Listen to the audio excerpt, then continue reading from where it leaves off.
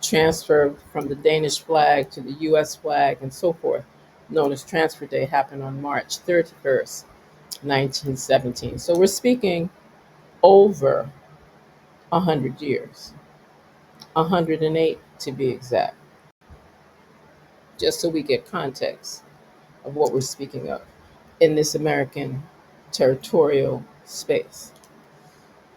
And one of the things that has been happening in the Virgin Islands is, unlike other states and even commonwealths like Puerto Rico,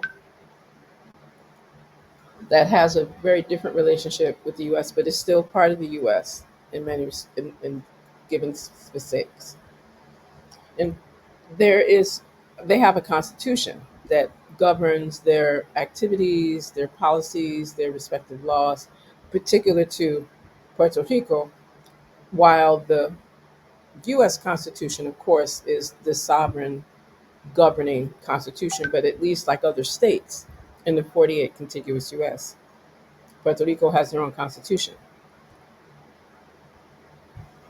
We recognize that, similar to D.C., District of Columbia, which does not operate as a state, even though it's where the capital sits, the Virgin Islands of the United States does not have a constitution yet. And this year, based on the outcome of elections for delegates for the sixth Constitution Convention. I want to highlight that the sixth Constitution Convention, going, far back into the 80s and 70s, where it was directed by the Department of the Interior, by the federal government, that the Virgin Islands community were to be engaged in public awareness, public education, to establish a constitution for the Virgin Islands, which has not happened yet. Currently, we have our sixth Constitution Convention delegates, and they have a timeline that is coming very short to establish a constitution that is, of course, reviewed by the people of the Virgin Islands.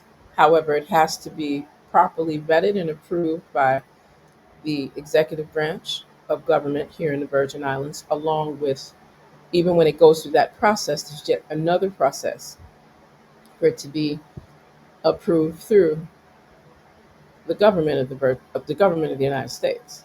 So I'm going to leave that part there because I encourage persons that would like to know anything about the Constitution Convention in the Virgin Islands, because some persons probably do not even realize that the Virgin Islands is part of the United States. There is another portion of the Virgin Islands which is under within the what they call the British Virgin Islands, and that's a little different because they are moving in the direction of having their autonomous space and having more BVI rights, having indigenous ancestral rights.